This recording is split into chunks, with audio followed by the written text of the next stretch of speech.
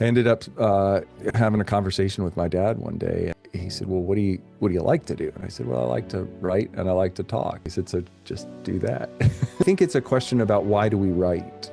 And that's a whole different conversation. I knew I needed to write for a reason, and I didn't have a reason. If you can articulate the gap between where you are and where you want to be, now you have the seeds of being able to figure out what you can try.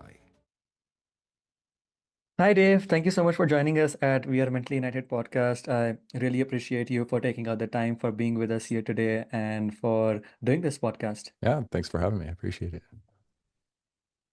Of course. For folks who may not know you, can you share a little bit about your journey, what work you do, which area you live in? Yeah, sure. I live in the Research Triangle Park area of North Carolina and here in the U.S. And I was moved here early in my career when IBM consolidated the personal computer company here from all over the United States. And that's really where my first job was out of college as part of the IBM PC company that did personal computer work, the actual personal computers. PC company had a lot of other things in it, but and that's where I got my first leadership job about 18 months out of college, and I've lived here ever since. But I've had a great opportunity to go through a lot of different leadership roles in different jobs, working in startups and big companies, little companies, in between companies, service companies, and product companies. Probably halfway through my career, I'd already had 9 involuntary job changes. Either the company folded, or I got sold, or uh, I um, I got laid off because we lost major customers and they shuttered the divisions, and so periodically throughout that time, I did my own solopreneur kind of work, where I'd get laid off and I was trying to find a job, having trouble finding a job, and somebody had a contract, and I did it as a solopreneur, and ultimately have kind of gone back and forth in the last 30 plus years doing that kind of thing. And a number of years ago, I was working as a chief operating officer at a small software development company, and their goals changed, and I ended up going out on my own. And at that time, I decided that I would lean into being an executive coach, which I had been trained for 20, 25 years earlier. And the lady who trained me said, "God put you on the planet to be a coach." And I said, "Thank you very much. I'm going to go do all these operational roles."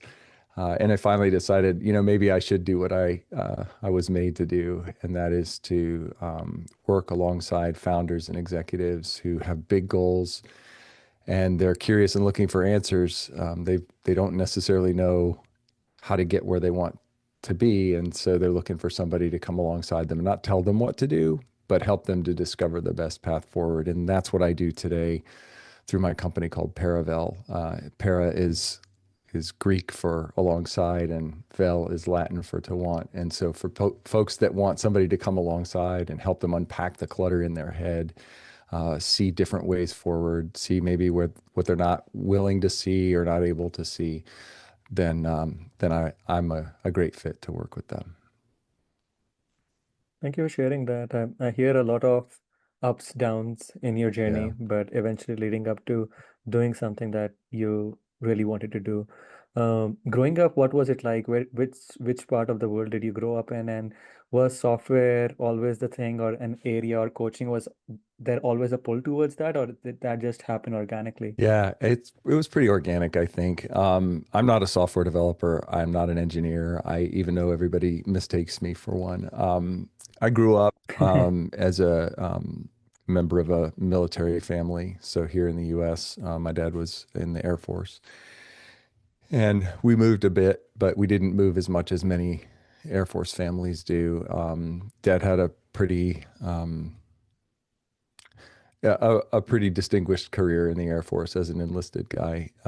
Then, so he wasn't an officer; he was a rank and file enlisted guy. He started out working on airplanes and eventually worked on the presidential fleet, and then worked on the B-2 bomber, which I know a lot of people have conflicting feelings about the military establishment, but that's the life that we lived, and so we moved from time to time, and that had its varying challenges with moving a lot. And when I was in college, I didn't really know what I wanted to do. And so I took all my general education credits, and then I used my electives to explore different ideas. Like, took a law class, found that really interesting, but really wasn't for me. I took broadcasting stuff, and that wasn't really for me. And I ended up having a conversation with my dad one day, and he said, "Well, what do you like to do?" And I said, "Well, I like to write and I like to talk." And his answer was really insightful. He said, "So just do that." And so what could I do that would do that? And that led me to declare a dual major in organizational communications, which is the study of how organizations operate, as well as English with a specialty in professional writing. And I left school, and my first job was at IBM as a technical writer. So we like to say we wrote all those books that people used to prop their monitors up with. So that's how I got That's into it. that's very And then from there, it just, I worked with technical people for my whole career, and I occupied what some people call the swivel chair between the user and the technical people, and we made the technical concepts accessible to people who weren't technical. that's very supportive of your father to ask that question, Mm, because I feel like a lot of times in those moments, parents tell kids on what they should do or what they should be doing. So just him being curious and asking you, what do you want to do? yeah. I think that's really powerful. That's very supportive. Yeah, and it's that kind of thing, that kind of example that actually led me to write this book that I am getting ready to launch. It's that ability to ask questions rather than sort of prescribe things, but then also to see what patterns and things exist. So it's great to be able to talk, and it's great to be able to write, but those are just skills. But when they're applied, they begin to become something else. And so that was one of the many seeds that drove even the style and form of the book that I wrote, um, was just my dad's ability to share a little nugget of wisdom, a different way of thinking that unlocked something else for me. That's very empowering, really, really empowering. Like asking the other person to look into what they want to do. And I feel like you probably also pull a lot of that as a coach in your in the sessions that you have, because at the end of the day, it's about what people want to do or where their passion lies, where their strengths lies. Mhm. Yeah, and it's a common misunderstanding about the discipline of coaching. It happens among coaches, and it happens among people who hire coaches. So many people think the job of the coach is to tell them what to do. And there are some cases in which we can be prescriptive because there is a predefined set of things that need to be done. For example, here in the US, if you want to have employees, the IRS and the Department of Labor say there's a particular way you classify those employees. And so there's not a lot of variance for that. But when we're talking about coaching and we're asking the questions like, what's in the way? What's in the way for you of doing the thing you uniquely want to do? Nobody else has done it that way before. So no coach can come in and say to you, oh, well, you should do this thing. And in the best case, what a coach would say is, I have some thoughts. I see you struggling to figure out how to put this into practice. Here's a terrible idea. It probably won't work, but it's a way of unpacking this thing so that you can find your own way to doing something different and exploring and experimenting Mhm. and seeing what might work for you. This will not likely work for you, but it's a pattern that you can unpack. That's sort of the best case scenario when somebody gets really, really stuck. Um, Traditional coaching in its most pure form would say, "Hey, you're stuck in figuring out what to do. Let's now dig into that gap and figure out why you're stuck figuring out what to do."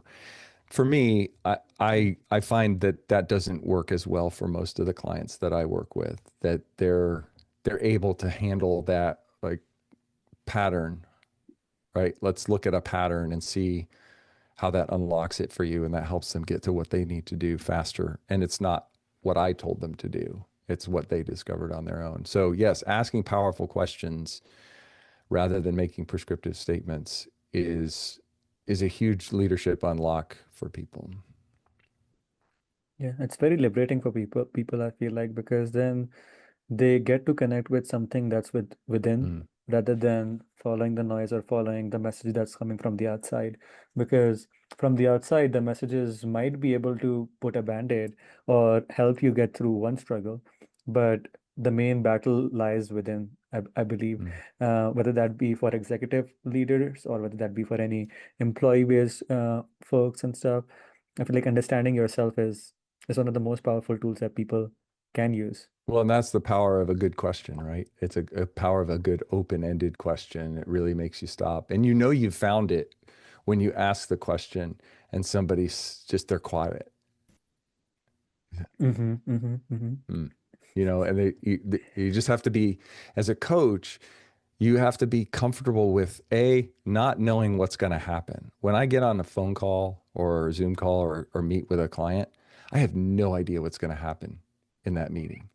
I mean, you probably see this in the work that Mm-hmm. you do as well, but we have no idea where that session or that meeting is going to go, and we're okay with that. That's very unsettling to a lot of people.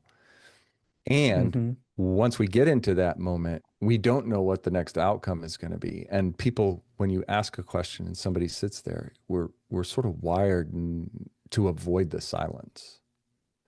Silence is Do you uncomfortable. think it's more of a yeah, I completely agree. Silence is uncomfortable, but do you think it's a learned experience or it needs to be practiced to get comfortable with it, or is does it come organically for folks? I think it's probably some of both.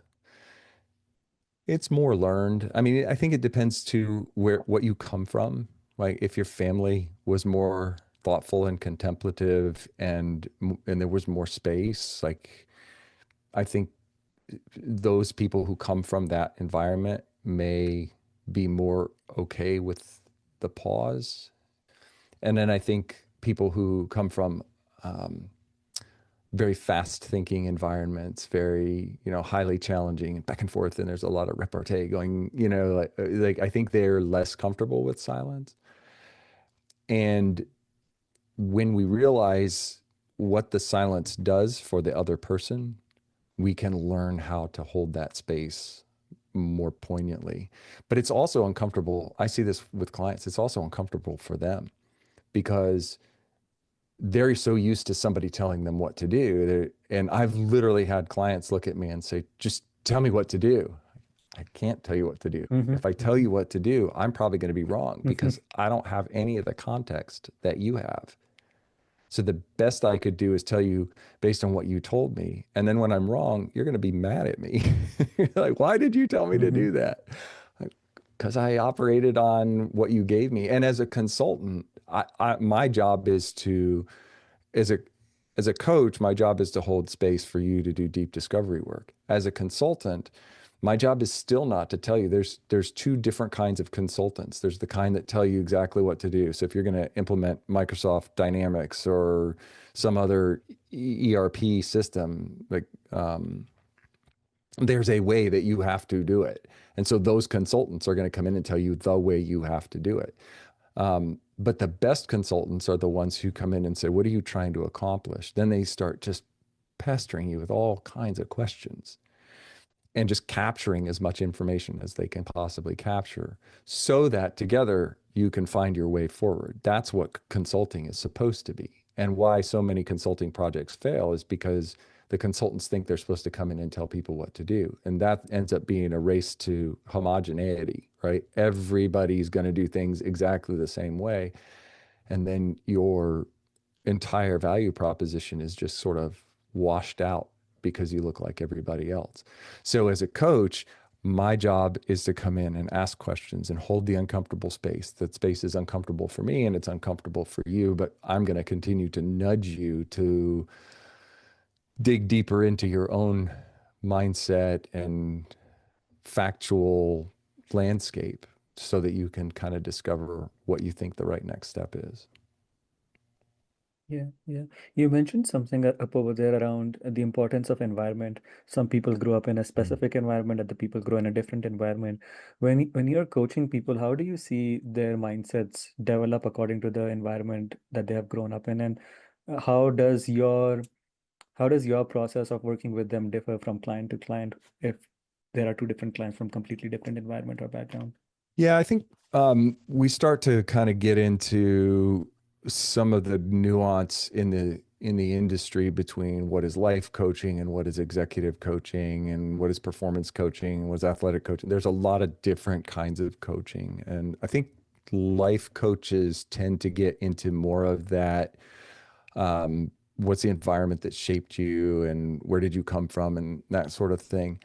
As an executive coach, we tend not to get as much into that unless that is a place that the client is saying, hey, this is coming up for me as I'm working through this. And I've had this happen where someone will say, when I was growing up, nobody ever told me that I was great, or nobody told me that I was capable, or nobody told me that I could do this thing. So I've got this chip on my shoulder. I got to prove to everybody that I know what I'm doing. And it's getting in the way because people think I'm a narcissist. I'm not a narcissist. They might be, but but I'm just trying to, I'm trying to fill a gap. I was never accepted as a kid. And so now I got to be accepted or whatever. And we can get into some of that work because it's getting in the way of how they relate to their teams. So we may find out in the course of the work in the company as a leader of a company or a leader of an organization that the way we grew up is getting in the way, and then we'll kind of work through that. And sometimes we'll get to a place where we say, listen, this is really important, and it's important enough that we're starting to move into mental health space, and coaches are not Mm-hmm. mental health counselors, right? So Mm-hmm. we don't want to go stomping around in some of those really formative experiences that somebody had and what they mean and what they signal, because we're just not qualified to do that. We need to go back and get other degrees if we want to go into that. And so we got to know where that line Some is. coaches do that though. I feel like some coaches do that. Like they start giving out advices or they start bringing the mental health aspect of it and in their work that they are not equipped with, Yeah. which can be very scary. Yeah. And I think that's a large part. So some of the things that I'm saying here are things that are guardrails that a lot of folks who are in the coaching space don't really understand. And I think it's why it's so difficult for people to open themselves up to the option of having a coach because they say, "Oh, mental health, that's not I don't need mental health." Okay. Well, we could all use better mental health. The truth is that we can always grow and we can always be stronger, and there's no shame in fact, it's a sign of strength to be willing to ask for help. But a lot of coaches don't understand where the lines are and where they should be referring somebody to somebody else and saying, "Hey, this is the scope where I can best serve you and where we're going to stay in our highest and best contribution." So I like to when I have somebody who's asking, is coaching for me? I generally start from the perspective of I'm probably not the right coach for you. So tell me what you believe about coaching. Tell me what experiences you've had with coaching. And then tell me what you want to accomplish with coaching so that I can decide whether or not I need to educate you on these different kinds of coaching, different kinds of services that that are helpful, supportive services for you to achieve your goals. And we can determine whether or not it's a good fit to work together. But there are cases in which I've told people, I think you probably should go talk to a mental health counselor, get a get some scaffolding for being able to do that, because when you have that scaffolding, the work we're going to do together around your executive functioning, and I mean executive functioning as in not not the executive functioning that we have in our bodies, but the executive functioning that we have in Mm-hmm. our leadership. Those are going to be so much more effective if you get the scaffolding that you need for these other things. It doesn't happen that often, but it does happen often enough to be important to say that if you're thinking about finding a coach, it's good to make sure that you know these lines as well. Yeah, no, I think it's very important to know about that, and I'm really glad that you're doing it, and I hope other people do it too, because respecting those boundaries or just having resources for to provide to clients for skills that we might not be fully equipped with, Mm. and being honest to ourselves, because it's not a bad thing. Like all of us have different strengths. It's not like, oh, you should be jack of all trades all the time. Uh, Being aware of your weaknesses or the knowledge that you might not have and referring out, I think that's a really strong practice. Yeah. Um, One thing I wanted to ask you about, and you briefly mentioned and spoke about it, is people come up with different styles, different mindsets. Why do you think people have such vast and different leadership styles in all different uh, in what do you call it, in all different aspects or all different businesses as well? There are very different leadership styles. Where do they come from, and is that something that we grow up developing, or is that something that comes across as a pressure when you are in a leadership position? Um, I think it's a combination of things where, like I mentioned, we come from a place. So we were accepted as a kid. We were told that we are amazing and every thought we've ever had is fantastic, even if it isn't. And so we kind of begin to believe that we're the most amazing person to lead, and we might not actually be qualified to lead, but we might believe that in our of ourselves. So that's one form of leadership mindset that can develop. That probably doesn't happen that often, but it does happen. There's other leaders who are sort of have leadership thrust upon them. They were a really great technical person, and then either they were told, hey, we have this leadership job and somebody has to take it and it's you, or you got to go find something else to do. And they took the job because they wanted to keep their job. And they're really self-conscious. Maybe things haven't worked out for them very well in their life, and they have some controlling tendencies because whenever they give authority to somebody else, they don't do it good enough, and it comes back and they get burned by that. So their leadership style tends to be close to the vest, and then people feel like they're not trusted, and it leads to a whole host of negative leadership outcomes. But it's because of their frame. We talk in communications a lot about frame of reference, which I'm sure is familiar to you too. It's the sum total of all of the experiences that we've had in our life, including this one, Mm-hmm. right? And so when we look at a thing that's happening to us today, we interpret it according to the way similar things have happened in the past. And it's the brain's power of using analogy to make meaning and sense of what it's experiencing now. Even if it's a totally different thing, if our brain thinks it looks like something it's already seen, it's going to interpret it in the context of what it's already seen, not what it actually is.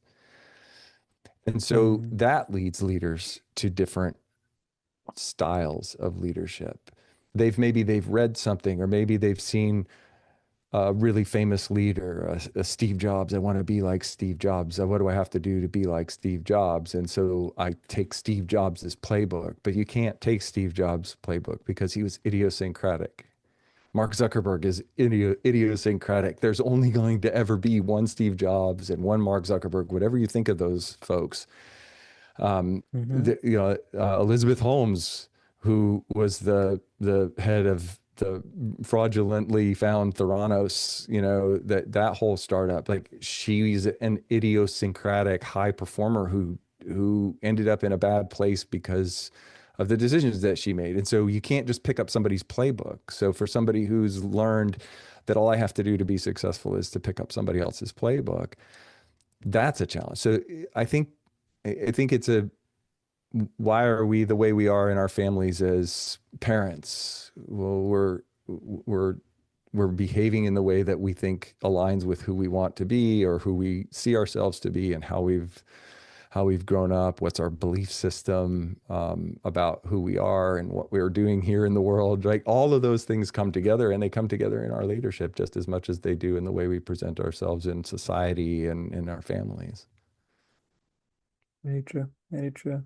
For you yourself, you mentioned earlier that you had a lot of job changes. There were a lot of pieces that were Mm. like constantly moving, lots of ups and downs.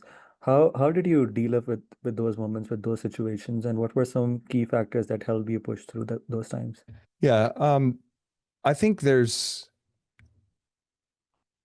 for me personally, I'm anchored in a particular faith that allows me to understand that I exist in a system that's controlled by an entity bigger than I am. And Mm-hmm. so I have a confidence and a hope that the life that I am living is the life God put me on the planet to live. And if God put me on the planet to live this way for his own purposes and his own glory, then whatever happens to me is an opportunity for me to ask the question, what am I supposed to learn? And what am I supposed to do in this moment? And so if a bad thing happens to me, it was a bad thing and it was painful and it's objectively not fun. But I'm asking how is my character being built by this unpleasant and unfortunate situation? And so for me, that faith is an anchor that gives me context and helps me make my next steps. It doesn't mean that it's fun. Like I don't want to go through job changes. Like I would like things to be fairly Yeah. stable. I would like things to be growing and going in a positive direction, but they do unsettle me. Like I'm not going to pretend like they aren't unsettling or that they aren't stressful. But if we have a much longer arc, then I think we're able to deal with those things more. And in the last couple of years, I read Jim Collins' book Good to Great, and in that book he talks about something called the Stockdale paradox. Have you ever heard of the Stockdale paradox? No, no. Can you share a little bit more Yeah, about so that? so during another one of our problematic and troublesome times as a society during the Vietnam War, General Stockdale was shot down and he was a prisoner of war. And he talked about, and he survived being a prisoner of war when a lot of other military people didn't survive all of the things that come with being a prisoner of war. What he what he said was there's this paradox that you have to make your peace with, and that is that there is a brutal reality at the moment, a difficult circumstance that has happened. And you also have to have an unwavering faith in the end game. The end game is it will be over. We will get out of here one way or the other. We're going to get out of here. It's not going to go on for eternity, right? And so he said what Mm-hmm. happened is most of the people who didn't get out, who just kind of they broke, if you will, they were the ones who said, we'll be out of here by Christmas. We'll be out of here by spring. We'll be out of here by Easter. We'll be out of here by summer, right? They were just constantly deferred. They set an expectation and they missed it. And they set an expectation, they missed it. And he said, the paradox is we're going to get out of it. We just don't know how and we don't know when, but we will get out of it. And it's objectively bad right now. So for people who don't necessarily come from the same faith tradition that I come from, it is possible to adopt a mindset of it's bad, but it won't always be bad. Mm-hmm. And faith is something that you also implement in your executive coaching as well, isn't it? I have two different sides of things. I work with folks who are of the same faith tradition, but I also work with people who aren't. And that's people know that I come from that background, and I'm always willing to have a conversation about it. Um, Even for people who are antagonistic toward it, it's okay. I love those kind of conversations because they sharpen us all. But I respect somebody who says, "Look, I don't want that to be part of the executive coaching work that I do," and that's okay.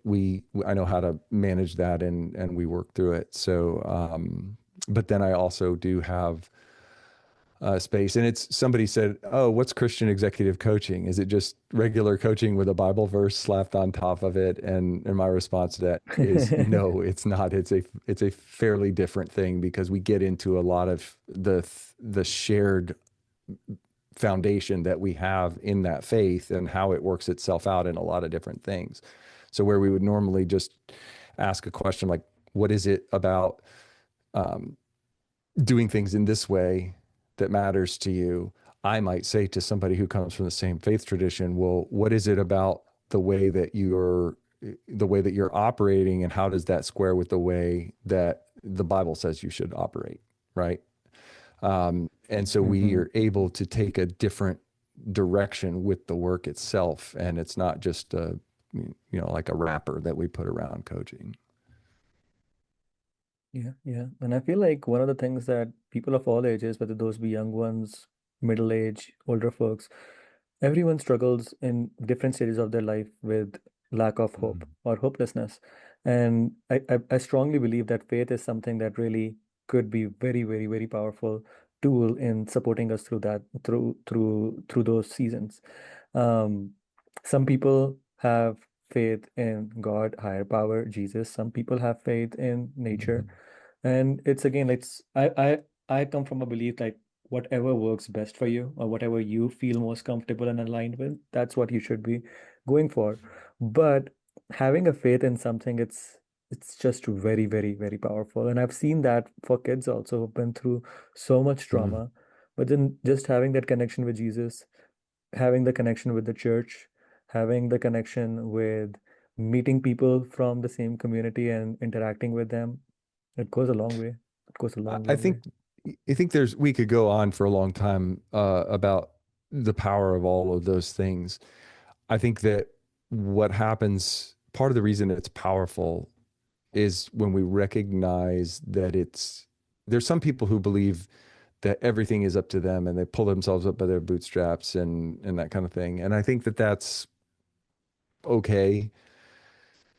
But there's something powerful about recognizing that we're here for another reason than just for ourselves, right? It gives context to Hmm. what happens after, right? And there's a lot of depth to go into there. But when we realize that we're not alone, that's where I think we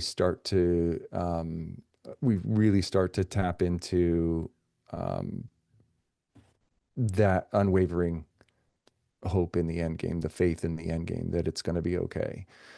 Because it's bad now, and other people have gone through bad things and they've come out okay. So, right, what was it that helped them come out okay? And now I start getting out of myself, and that's really where the danger is. When we start just staring at ourselves, we can really start getting into this descending loop that's not helpful. Whether that's as an executive, I realized that I found that in my own leadership experience that when I didn't invest in myself, I became a much worse leader. And that when I finally took the steps to break that self-focused, I would never have considered myself a narcissist. But and I know and I understand that narcissism is a DSM classification. It requires a clinical diagnosis to assign it. But culturally, we can see when we are highly prioritizing ourselves over other people in unhealthy ways. And I never thought that I was doing that. But what I realized was that because I didn't take time to invest in myself and learning how to capture unhelpful patterns, and turn them around, I actually was kind of walking towards being more narcissistic as a leader because it was about how do I manage the perception that other people have of me. And I was Mm. over indexing on that and not so much on, I don't really, you need to care what people think about you, but you don't need to care so much about it that you're creating a vibe within your team that stresses other people out, right? So being self-aware, Yeah. self-awareness, I think, is sort of an antidote to narcissistic tendencies. And Yeah. with a faith in someone or something outside of yourself and understanding how you fit with other people, those are two really grounding things that help us kind of break through that internal narrative that can sometimes be unhelpful. Yeah. And just feeling like you are the center of attention, I feel like that can also be really overwhelming. And that is something that people develop as children because I Mm, work with kids 3 to 12 as a therapist. And for them, especially until the age of, I would say, 8 or 9, they have a very strong belief that mm, everything around them is yeah. revolving, that they are the main center of attention because uh, the parents are whatever is happening, Mm, whatever the parents are doing, they are the reason why they are doing it that way. When they go out in friend circles, they feel like they're the center of attention. But then slowly and gradually, when you go in the higher elementary levels or the middle school or the high school and your hormones start developing up, that's when I feel like it mm, starts crashing down for a lot of folks that okay, there are people out there, there is much bigger perspective to have. But then for some people, they still remain stuck in mm, that, in that cycle where they feel like no, no, they are the most important thing or being out there. And I think that leads into that trickles down or leads towards sloppy path in which you can slip and become narcissistic as a leader or even as an individual. But hearing a lot from you about faith and how it helped you and supported you in those tough moments, was there ever a time where you struggled with it in terms of questioning it? Um, I don't think so. And the reason for that is because, well, at least not that I can remember. I mean, I think when I was a kid, No, I ask that because when people go down through those low yeah, moments or when they keep losing a job or they have to find a new job constantly, they feel like something's wrong within them yeah. or someone's angry at them or God's angry at them and they have done something wrong. So they start questioning or doubting. Did you ever have that I kind don't of a think I perspective? did because I was it really, for me, I see it as a gift that I was raised in a home. I was raised in a home where both of my parents were committed to each other. They still are. They're still alive, which is great. But they've been committed to each other. They worked through difficult things. Not everybody has that, and I want to acknowledge that as the gift for me that it was.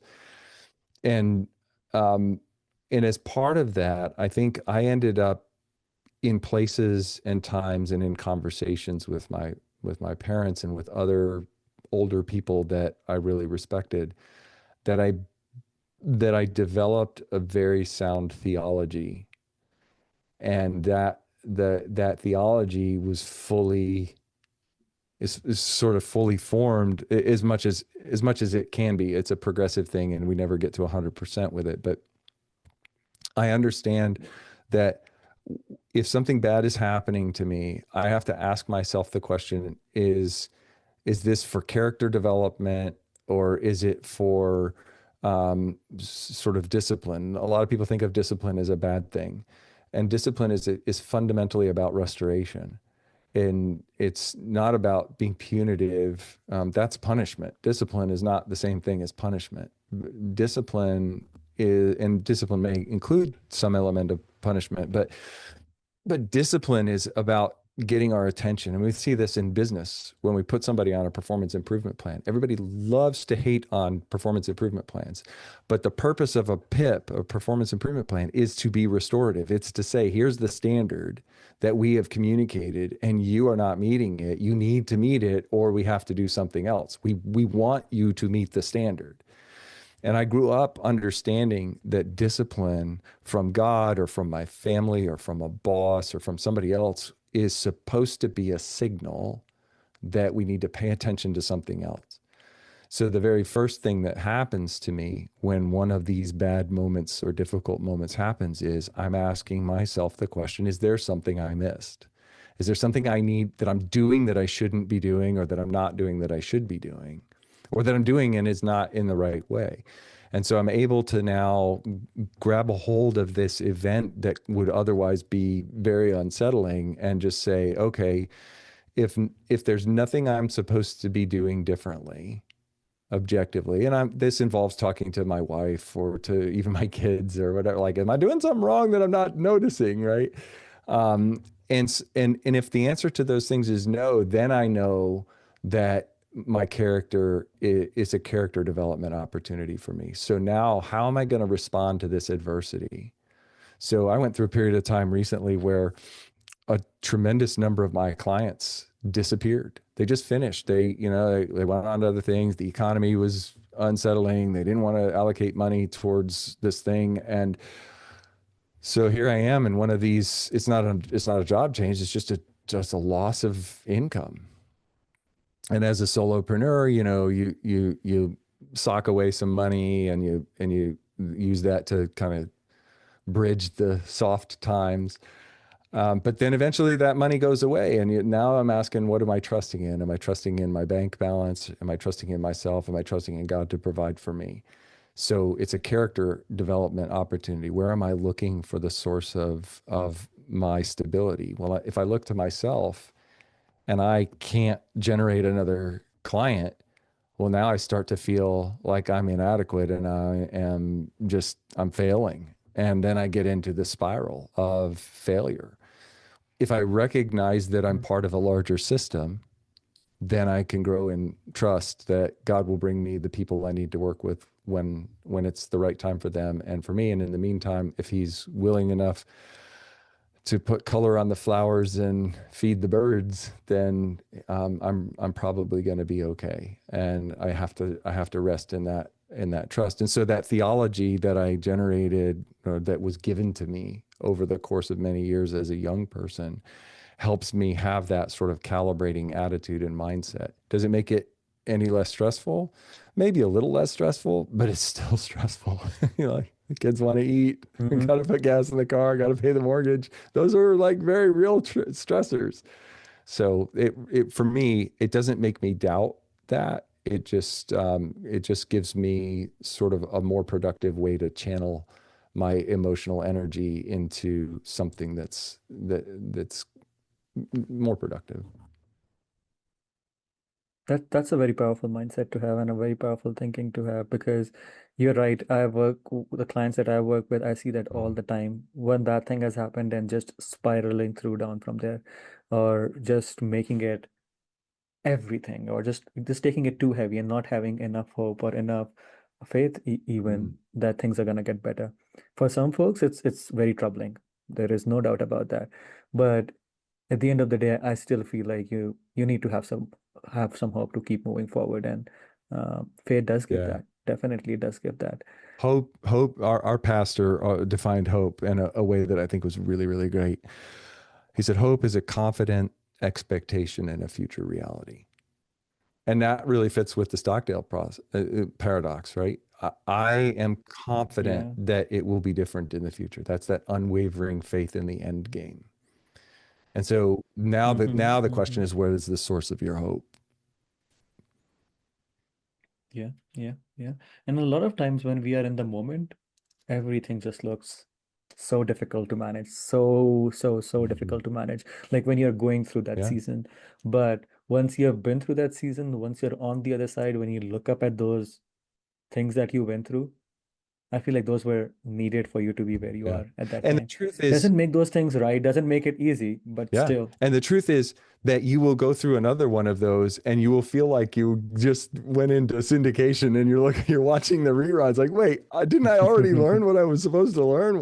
Why didn't I learn it? And that gives its own sort of almost meta issue to it, right? I've already been through this. I've already should have learned what I what I needed to learn, but I not learn it? Or, so you can get into that. And I think that's really where the power of living and being in community with each other. Maybe that community is with your family if you have one and you're on good terms with them. Maybe that community is with your church. Maybe that community is with fellow business owners or fellow authors or fellow artists or whatever that is your thing that gives you that sense of community, because there's so much power in being seen and being heard. To just say, like, it's Oh happening yes. Oh again, like yes. getting it out, verbalizing it and getting it out into one of the things I always say is, I talk about defanging the fear, right? Everybody's scared of tigers. Well, there's like good reason to be scared of tigers and lions. But part of the reason we're scared of them is because of their fangs. But like it's great when there's a scene in Rudolph the Red-Nosed Reindeer, the Christmas time Mhm, animation from, what was it, the 1960s or 70s. And mhm. Yukon Cornelius is talking about the Bumble, and the Bumble's roaring, right? But there's a scene in which one of the characters is an aspiring dentist, and they take the teeth out of the Bumble, the abominable snowman. And so uh, they take the teeth out of the abominable snowman, and his roar suddenly isn't as scary because he can't really do anything to you. And I think when we look at fear and we figure out how to defang the fear, then it can then become the compass that helps point us to productive action that we can then begin to take and get our way out of the cycle instead of further down into it. True, true, very true. And as you mentioned, like reaching out to community, reaching out to family is also just so Yeah. important because in these tough moments, these difficult moments that people get stuck in or the season that they go through, I feel like in those moments they feel like they're by themselves, they're What do you alone. think it But is? if you reach out to What do you community, think it is that keeps people from being willing to share that, like to be vulnerable enough or whatever, to share that, like that's happening to them so that they can get the benefit from that? What do you think causes that, limits it? I, I I personally believe that there are two reasons. One of them is ego that Mm, comes in play, that makes you feel like you shouldn't be talking about these things with others. And then how the way that the society functions, if someone has lost a job, if someone has lost a partner, if someone's going through difficult challenges, it's considered mm, weakness. And people don't want to come across as weak. People want to come across as strong. People want to come across as like that they're doing good for themselves, which is why I personally believe that social media is something that has mm, impacted or taken mental health into a completely different direction because people want to show their best versions of themselves on social media. Not everyone wants to be vulnerable. Not everyone feels comfortable sharing their low yeah. moments. So even when they are going through their low moments, they still project those low moments as achievements, or a lot of people fake what they put on their social media, even when they're going through those challenges, so that the world does not see them as weak, or so that the world does not know about Mm, this thing that's hurting their ego when they're struggling. And my personal belief, and I would say even for our organization, Mentally United, we strongly believe that one of the major reasons why mental health struggles exist in our community or throughout the world currently, especially in the US, is because of lack of mm, communities. 50 years ago, 100 years ago, 200 years ago, we grew up as communities. We were functioning up as communities. People were listening to stories from their uncles, their aunts, their neighbors. Everyone was so deeply connected that you would hear stories that, oh, this person went through some financial struggle. This is how they mm, overcame. This is what happened. So there were always those relatable stories, inspirational stories that they were consuming. Whereas in today's time and age, those communities hardly exist. mm, People hardly know who lives in their neighborhood or who lives one block down the line. Whereas back in those times, that was very well known. So the younger generation, the current generation, or even I'm 31 years old, even millennials to an extent, we grow up looking up at people on our screens, on our laptops, and we glamorized mm, those things to be true.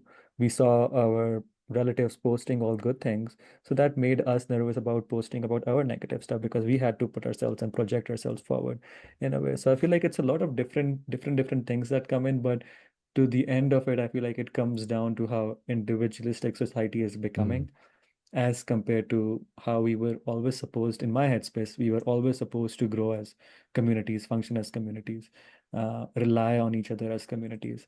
And I think that's one of the major reasons why we struggle What do today. you notice about the people that most successfully make the shift from I do it on my own and I suppress all of my difficult things to I am in community or I seek out community in which I can be real and more honest and open with the things that I'm struggling with so that I can have better mental health. What do you notice about those people that enables them to make that shift?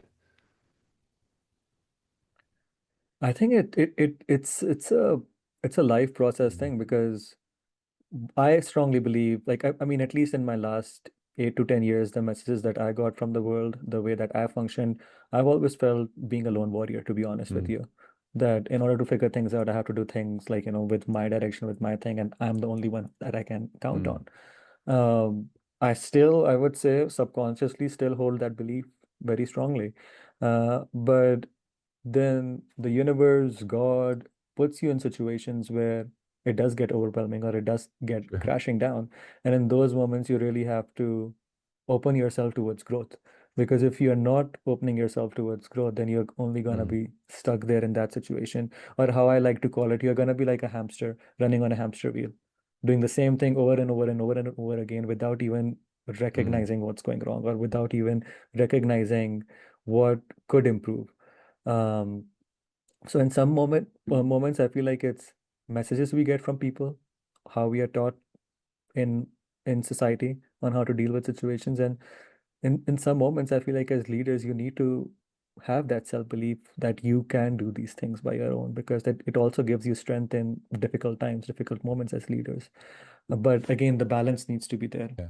Like for example, when I'm running my nonprofit, I can't go with that same mindset that I have in my personal life that I'm a lone warrior because I can't run a nonprofit by myself. So I need to rely on team members. I need to rely on people with different expertise, or else it won't be successful, or it won't be as successful as I want it to Mm. be.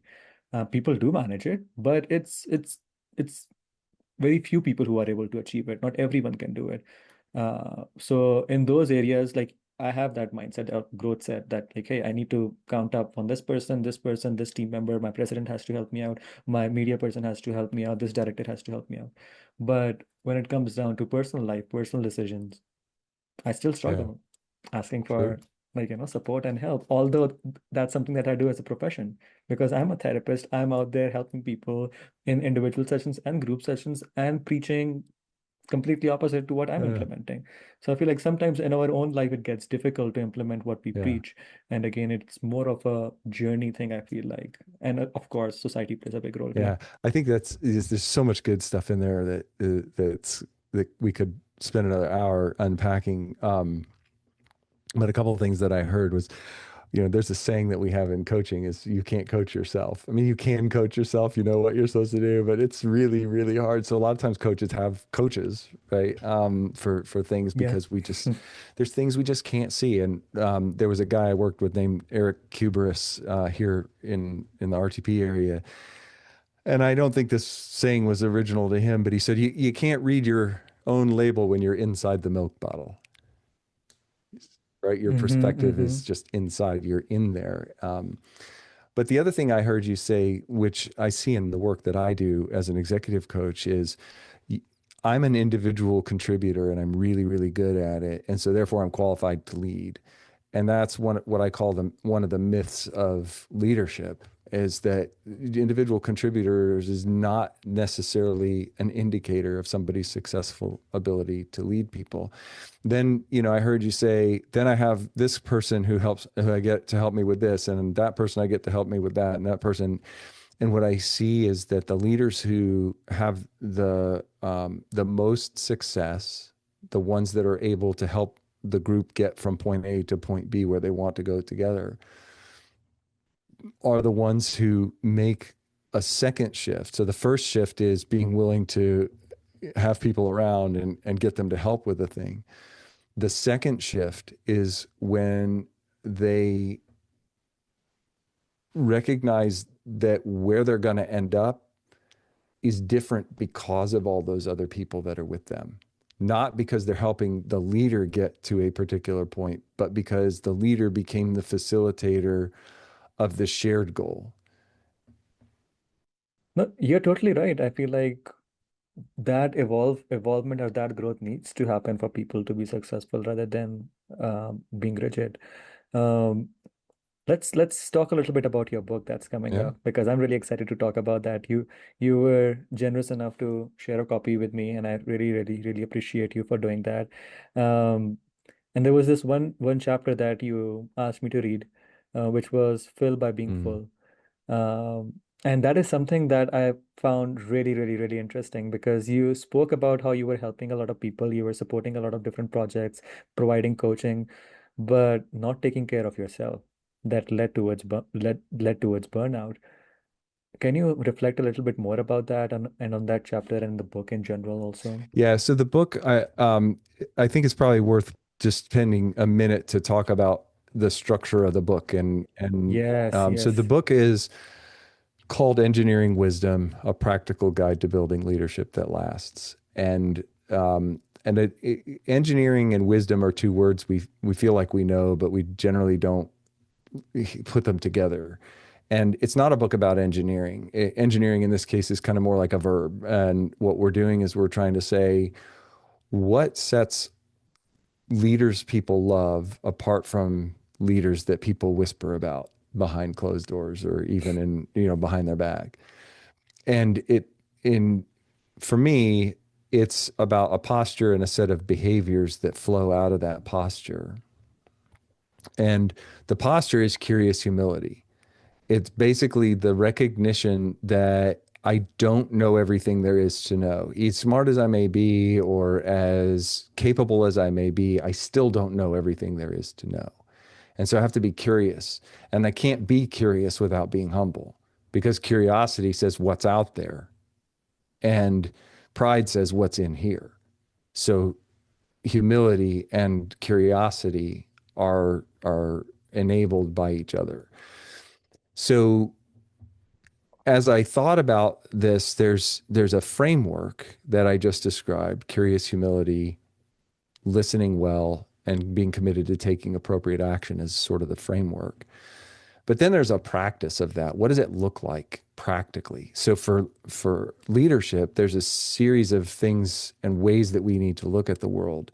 And used to carry this post-it note around with me that had statements on it from people that I really respected, like people like my dad who said, just do that. Like one of the chapters that never made it into the book was just do that. Because what I wanted to do is take a statement that seems on its face to be incredibly simple and unpack the story of what's behind that statement and then ask, with how I see what's in that lived experience of a person I think was wise, how would I apply that to my work as a leader? And so each chapter in the practice section of the book is a statement that holds a lot of potential for application if we're willing to pick it up. So I tell the story about where that statement came from, and then I unpack it in the context of leadership.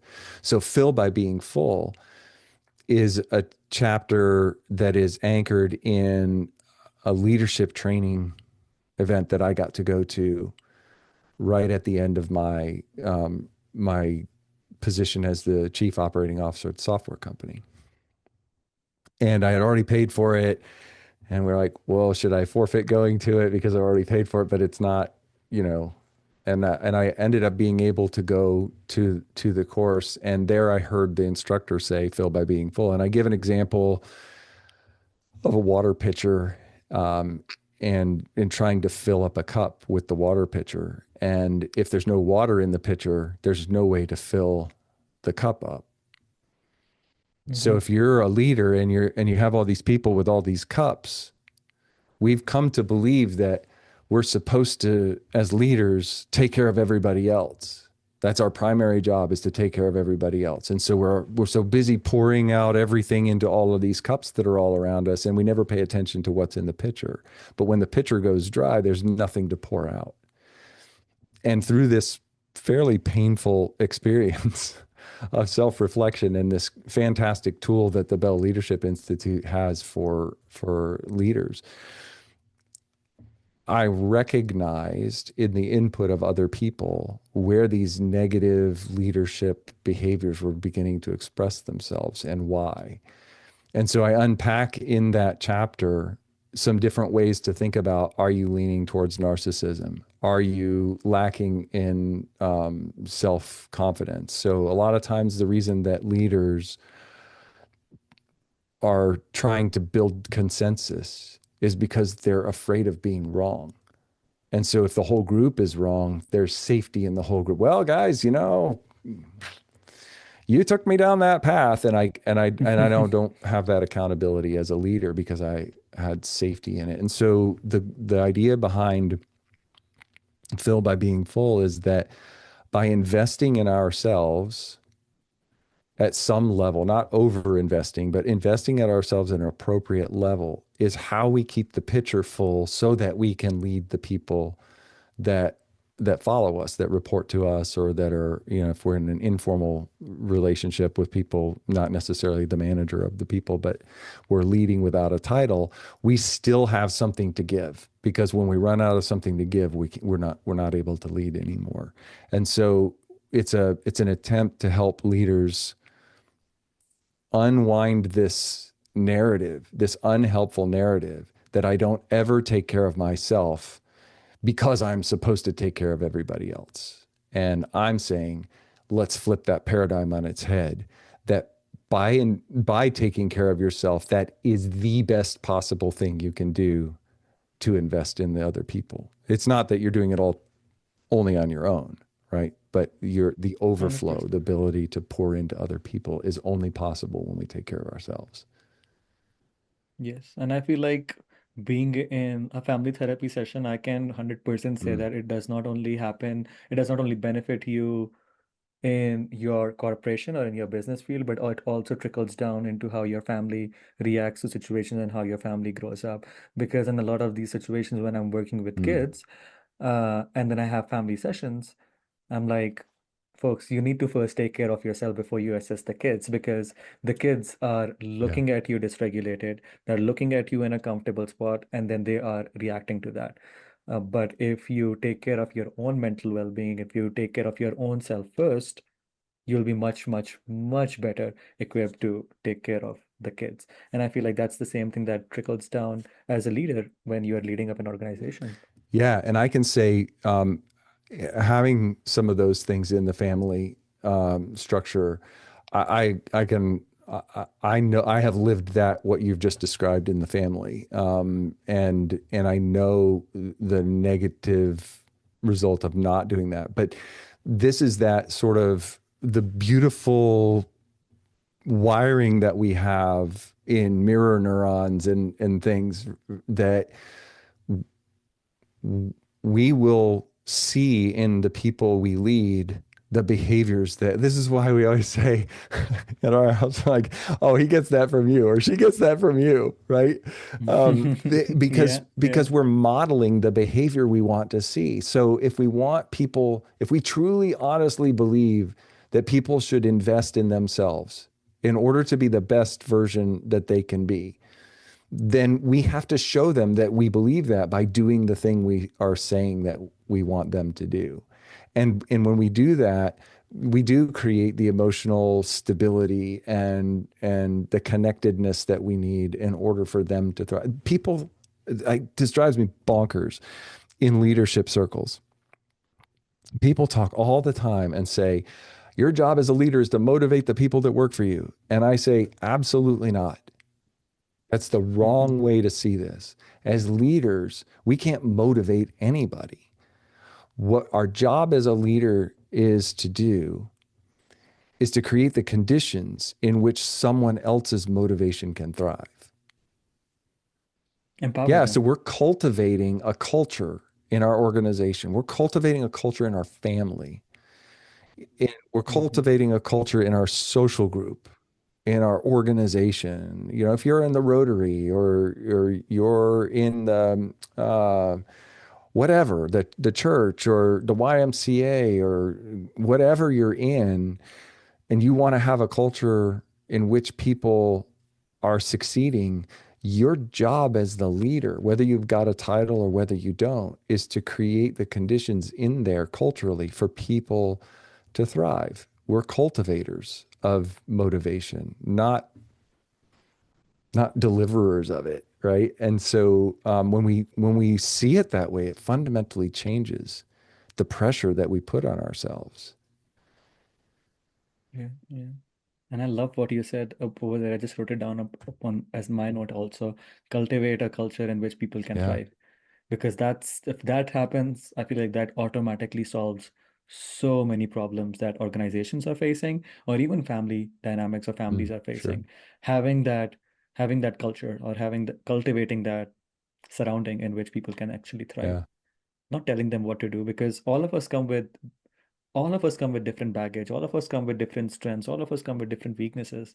But finding those strengths, finding those passions that light the fire within you, and providing up a culture where you are empowering them to believe in that or to use that at a workspace, I think that goes a long, long way, rather than just having rigid rules or rigid things. Some things need to be rigid, Yeah. some structure needs to be Absolutely. very rigid, but not everything needs to Yeah. be rigid. I mean, we have lines on the roadway that designate where the lanes are, and we can violate those as we need to.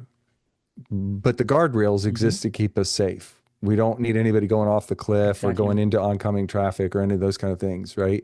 And sometimes those guardrails are made out of metal and sometimes they're made out of concrete and sometimes it's a wall. And so Hmm. we Hmm. have that ability. And I think that what matters is we can construct those environments when we have those boundaries constructed well as leaders. We've cultivated the flower beds or we've whatever metaphor we want to use. When we've done that really, really well, it turns out that what we get is an outsized benefit because a motivated person who comes with their unique set of skills, and I talk about this in other chapters in the book, but when they come with their unique set of skills and perspectives, and we're not threatened by that as a leader. Like, we don't have to be the smartest person in the room. We don't have to be the most technically capable. We don't have to be the most visionary.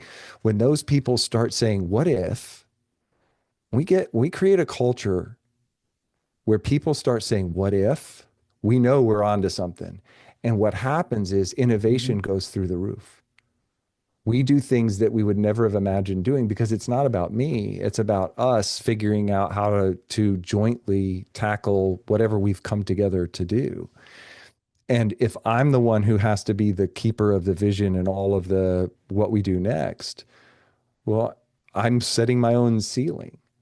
But if what I've done is I've Hmm. cultivated an ecosystem or a structure in which all of those things can thrive, now it's just a question of which thing do we do first and what's the thing that's going Hmm. to get us the closest or the furthest or whatever it is that we're trying to, what is going to get us to our shared goal the fastest or the best. And then Hmm. once we make that next incremental step, we're going to look around and see what else is possible. This comes from design thinking and the adjacent possible. We take a step up and then we can see more. And now we can decide, oh, we're going the Yeah. wrong direction. Let's go that direction. Or we can step back down and go a different. But as long as I'm the choke point within all of that, I have a very limiting function. But if I see myself as cultivator of an environment with that, it's a different set of problems. And it's not an easy thing to do, but it is sort of the goal that we're after in order to generate high performing teams and high performing families in which everybody is developing healthily and they're going off and they're having their families and participating in communities. That it's the same mechanism underlying all of these groups that we're gathered together to do. Yeah. And I also feel like having the door open to hear and receive feedback from people, and not just being completely steadfast in what you want to do, because again, that can in some moments it can be very Yeah. beneficial, it can come across as good confidence, and that's much needed. But in some situations, it can become just an ecosystem of your brain in which you want everyone else to function. And then again, it leads to struggles. Yeah, I have a model for that in the chapter called Sometimes You Just Need to Modify the Plan. Yeah, yeah. Tell me more about the book. How was the process writing it? How long did it take you? And like, what were some of the struggles that you went through? Yeah. I started the book in 2018. So it's been a couple of years. Um, and I just started it as sort of a side project. I was coaching in Seth Godin's Akimbo workshops, and as a coach, you got like a free pass to take a course, and I thought, oh, I'll take this course called Writing in Community, and of course you have to have a project if you're writing in community. So I had always thought about having this book and calling it, Wise Insights, because it were insights from other people that I thought were wise. And it turns out to not been the greatest book title, but I started it and I worked on it for a while, and then I set it down for several years for various reasons. And then I picked it up again because as my son was getting older and getting ready to go to college, I thought, what would give my son a head start on leadership as he moves from a technical domain to a formalized leadership? Some point down the road, what could I give him that would give him a head start, a legit head start? And then I kind of drifted back to this book project, and that one of the things that made me set it down was, what's it for? Like, why am I writing a book? Like, I don't Mm-hmm. I don't necessarily need my name to go down in history as anything, and so I don't need to write books in order to be famous. I've heard a lot of authors say that, and I always wonder why, because when I read their books, their writing is just so damn good. Yeah, yeah. I don't know. I think it's a question about why do we write, and that's a whole different conversation. But for me, I knew I needed to write for a reason, and I didn't have a reason. And then I finally figured out what the reason was, and that gave me the impetus to then continue to do the book. Challenges with the book, uh, what to say. A friend of mine in Writing in Community was ever pressing me to Stephen Pressfield's The War of Art, and the idea that you have to kind of kill the darlings. You think this thing is really amazing, but it really doesn't fit somewhere. You're forcing it to fit, and so you have to just be willing to say, you know what, maybe this story, you know, just do that. I mentioned earlier in our conversation, was something my dad said, and it was really impactful. And I started writing a chapter, and it felt like it was forcing it. And so I had to throw it away. And maybe I'll come back to it someday. Maybe there'll be another edition of the book, and it'll fit. So that is its own challenge. And then, there was a statistic. It's some number of thousands of books released every single day on Amazon, the world's largest, bookstore. And that can feel overwhelming. Kind of like, what, I'm writing this, but I'm never going to get famous from it. I'm not even probably going to recover whatever costs I might have put into it. And that's a mental story that you have to get over. And what's really great about it, though, is that you don't have to have a publisher now. You can self-publish, and you can get that book into the hands of people who it can help without sort of having to deal with the gatekeepers. It's a challenge Hmm. because there's certain things you have to do. You have to write it, you have to edit it, there's lots of different kinds of editing. You have to worry about layout, and you have to worry about what does the cover look like, and how do you get those blurbs on the back and endorsements from people. And there's a lot of technical things to learn. And I think from time to Hmm. time I got a little overwhelmed with the learning process. And at that point, the only thing I could do is just take a step back, breathe, and ask, what's the thing I most need to know next? And then go learn it. And Hmm. if it doesn't get done in time, it doesn't get done in time. And there is no, like, it'll be released when it's time.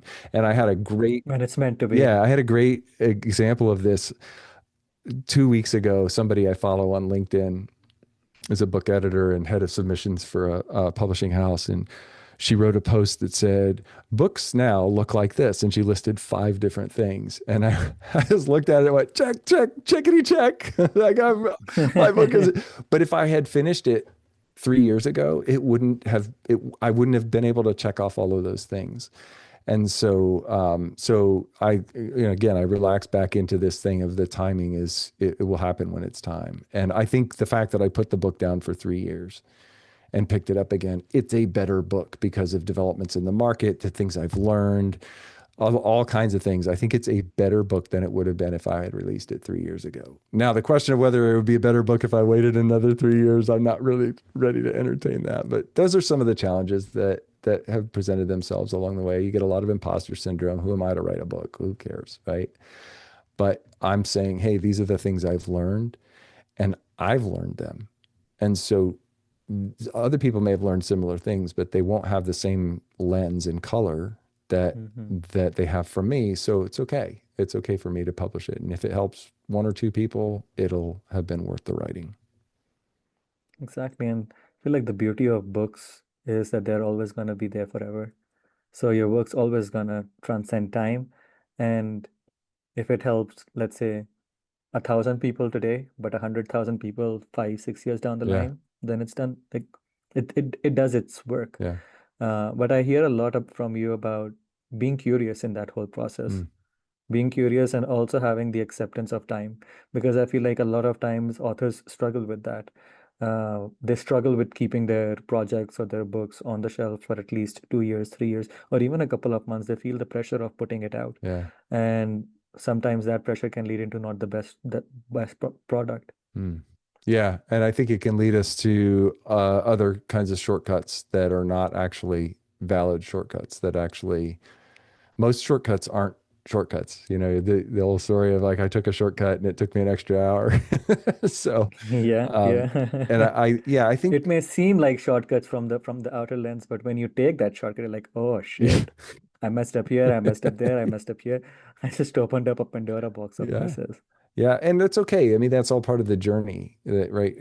Yeah, But I think it's just the same way we were talking earlier about being okay with silence.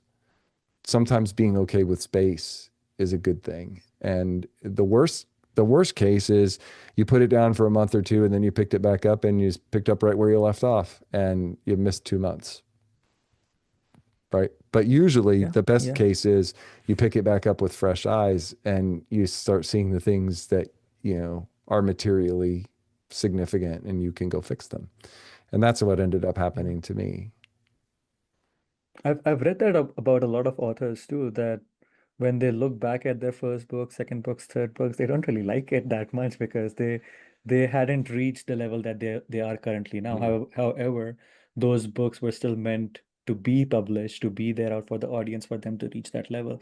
So again, sometimes understanding time can be a difficult process for a lot of folks too, because I try and use time or make people make sense of time, especially the younger ones, that hey, you've just lived 25 years of your life, mm, out of which probably 10 years of your life is just with your independent decisions, and the other 15 were from what society or community or family was telling you. right. At an average, you should be at least living 50 to 80 to 90 years of age, which means you still have as much time to go forward Yeah. as you have spent on this world. So don't give up. Yeah. Like just keep going forward. The time is there for you. Whereas sometimes people struggle to understand that concept too. Yeah, I agree with that. And I think there's also an uncomfortable tension that we are mortal, right? And that our time on the earth will come. Like I've known many people.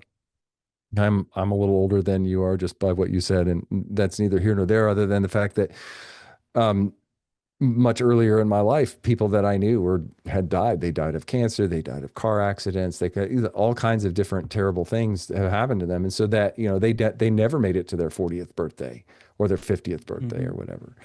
And so that's that tension I think that a lot of us feel that causes us to have a struggle with that is, we we put pressure on ourselves to achieve something early on, either for status, because like I need to be 20 under 20, 30 under 30, 40 under 40, or whatever it is. Nobody does 60 under 60, right? Like it just, it's not a thing. And so society puts a lot of that pressure on us. And so I think some amount of that is healthy, where we're saying like, great, if you feel moved to do a thing, then do the thing.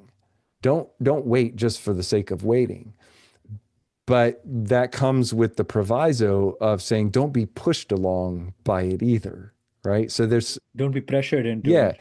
there's some healthy tension. A rope works when it's under tension. A chain works when Hmm. it's under tension, and it's holding pressure and it's bringing something along. But too much of that pressure and it snaps, or bad things happen, and not enough of it, it just stagnates. And so I think what's great about what I heard you saying is what we're trying to do is help people have a healthy amount of pressure. Yeah. Take what you've learned, take what you've experienced, and do something with it. But you don't have to go all the way right now. That's a beautiful perspective and a beautiful way to say that. I feel like Dave, we can go on and on on the podcast. We For have so sure. much to talk about. But in order to wrap it up a little Yeah. bit, for someone who might be listening to the podcast, who might feel stuck or uncertain in either the leadership path that they are on, their job path that they are doing, what would be the first step you would recommend them to take to find more clarity or to find more groundedness? Yeah. I a lot of times feel like getting into a safe creative space. I talk to people about this all the time. Like I see you have a beautiful painting behind you of a mountain and some aspen trees because I think you're in Colorado. Hmm. If that's a place where you feel like you can really think clearly, then schedule a It time with is. yourself to go to that place. Sit by the river, look at the mountains, go to the city. If the hustle and bustle gives you energy and helps you think, go to the city, right? Whatever that is, go there and articulate with yourself, where am I and where do I want to be? Because if you can articulate the gap between where you are and where you want to be, now you have the seeds of being able to figure out what you can try. And so if you're feeling Mm. stuck, you can focus on being stuck. But if you ask yourself, where do I want to be? Not what's holding me back, but where do I want to be? Then you get into the space of what's possible. And we can begin to Hmm. ask the question, what if? What if I could do this? What's the simplest thing I could do that would take me one small, meaningful step towards that? Who could I talk to that would help me with that? And sometimes, if you can't get to that gap, to articulating what that gap is between where you are and where you want to be, then finding somebody to help you, to ask you questions, not to be prescriptive and not to tell you what to do, but to say, what do you love? What lights you up? What brings you energy? What makes you smile? When somebody says, "Hey, when is Dave at his best?" Right? When is he at his best? When is he Hmm. at his worst? Right? Like those become signals that help us kind of vector our way into next steps that we can take. But we can't get there if all we're doing is spiraling on what's bad about the situation. So we want to be able to articulate the gap. And that when people come to me as an executive looking for coaching, if they can articulate the gap between where they are and where they want to be, we're able to then dive right on in. Sometimes they'll come to me and they'll say, I just don't know what's holding me back. And then we're figuring out what the gap is. So if you can, go get into your most creative space, most thoughtful space, and then take a piece of paper or a notebook or something and write down what you think the gaps are. And if you get stuck with that, then find somebody who can help you articulate those gaps. Thank you. That's a wonderful, wonderful advice. Thank you for sharing that. Where can people find you? Where can people find your work? How can they get in touch with you or with Paravel? Sure. And where is your book going to be available at? Yeah, so the book will come out. It'll be available to order November 3rd, 25, depending on. how far back in the back catalog the episode is and being watched.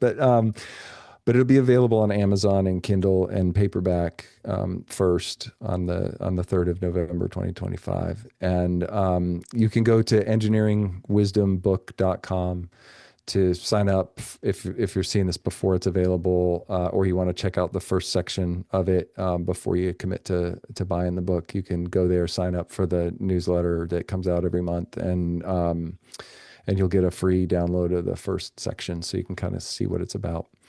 If you want to find me, you can find me on LinkedIn, or you can find me at paravel.com.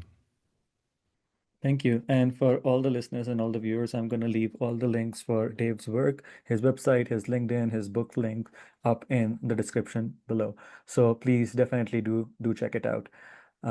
Thank you, Dave. Thank you so much for being on the We Are Mentally United podcast. I really appreciate you for taking out a time on a Saturday morning and connecting with me and sharing such an inspiring journey, and also your mindset, ways that you overcame the struggles that you were going through, and everything that you spoke about, from faith to executive coaching to your own highs and lows, and especially your book writing that you have just completed. Congratulations on that. I wish you all the very best. But again, thank you from the bottom of my heart for doing this podcast with us. Thank you. I'm grateful for the opportunity, and I thank you folks that are listening and watching, because we wouldn't be able to do these things if there wasn't somebody out There there was th- listening and watching. there was one thing that I wanted to ask before we wrap it up is Yeah, about your background. I know we spoke a little bit about that, but I would love for the viewers and the listeners to know about, especially the IBM logo that you have behind you, and sure. then also the space stuff and the firefighter planes that you have behind you. All right, so you can kind of do the bonus round here. So the poster over my right shoulder is called a rebus, and it's a design approach where we take objects and make them sort of sound like something else. And so this design was done by a very famous designer named Paul Rand. Made some of the most iconic logos in the world. In fact, I think he even made the IBM 8-bar logo, the 8 bars that form the IBM. And the idea behind it is that the executives at IBM were kind of feeling like the brand was getting a little bit stodgy and long in the tooth, and they wanted something to sort of freshen it up and enliven it. So they hired Paul Rand to do that, and this is what he came up with. And when I came on the scene at IBM in the United States, you weren't allowed to have this anywhere because so much had gone wrong with the IBM 8-bar logo, and people were abusing it so many different ways that they said, we're going to return to Pantone 285 CV as the color, and it's going to be these 8 bars, and they're going to be only used in this way. And so I worked with this group of people that were kind of renegades in the PC company. And one of our national language coordinator from, I think it was Denmark or Norway, I can't remember. He said, "Oh, I can get all that at home." And so he brought a big order back, and we were wearing the t-shirts and all, we were in this little office where nobody knew where we were. And I got that poster, and it sat rolled up in my office for a really long time. And then I thought, I should put that up somewhere. And I put it up behind me. And it's a great reminder to think differently. That's an Apple slogan. But before Apple used think differently as its slogan, Thomas Watson, when he first started IBM, used to have a little placard, and they were everywhere. And it was just the word think. And I like this because it forces us to think. We're grounded in the 8-bar logo, but we're also thinking differently. I mean, like if you even look at the bumblebee, it's got the stripes, right? So it's this Hmm. progression Hmm. of thinking differently. So that lives there to remind me to think differently. The thing in the top is a lot of people right now in the news, if you've listened to the news, the things between the United States and Iran and the nuclear program. The picture on the top is the B-2 bomber. It's a picture that hung in the Acquisition Systems Division office while the U.S. Air Force was having that airplane built by Northrop, and it's signed by the general who was responsible for the acquisition program. I came to have that picture because it hung in my dad's office in not his office proper, but in the office space where he worked, because he worked on that program. His job there was as the Air Force person who was responsible for making sure that the technical instructions for service and maintaining that airplane were properly written. So a very, very large project for him to manage. I didn't even know that he was doing that because it was all top secret. And I declared my technical writing major in college without knowing that my dad was actually managing the tech orders for an airplane in the Air Force. And Oh, his story is also, some pieces of his story are actually in the book. So that's where that one came in. So it's a reminder that ordinary people do really big things. And then lastly, this picture on the bottom is of a Saturn V rocket. It's from Apollo 9. My family came to have this picture because it was in my wife's grandmother's home when she passed, and it was going out in the trash can, and I asked my mother-in-law, can I have that? What it is a photo that they a drawing that they made at Grumman, and all of the people that worked on the lunar excursion module, or the LEM for Apollo 9, signed this piece of paper, and my wife's grandmother's name is wow. right there. And so they had them all sign it. They took a picture of it and they sent it to space, and then they brought it back and made copies of it for everyone. And she had this, and I actually have her toolbox for the tools that she used for soldering the wiring on the lunar excursion Wow. module. And I used to have this here in my office when I sold custom software development, because people would come and say, "Hey, you're going to deliver us bug-free code, right?" And would say, like, if you have a budget that's bigger than NASA in the heyday of manned space flight exploration, we are still not going to be able to give you bug-free code.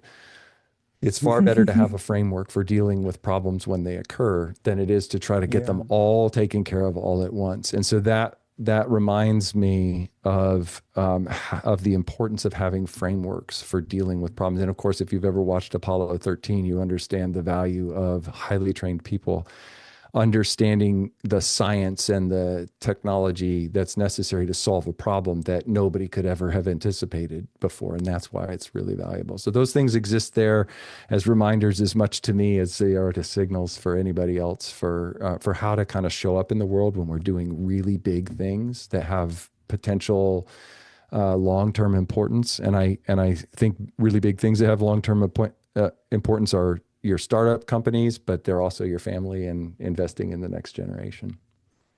100%. Again, thank you so much. Thank you so much for sharing that in depth as well. And again, like being on the podcast, I really appreciate you. And to be honest, I'd love to do another part sometime in the future so that we can dive much more into the book Sure. as well as as your journey as well. But Yeah. again, thank you so much, Dave, for joining us. Thank you. Thank you. Take care. Bye bye.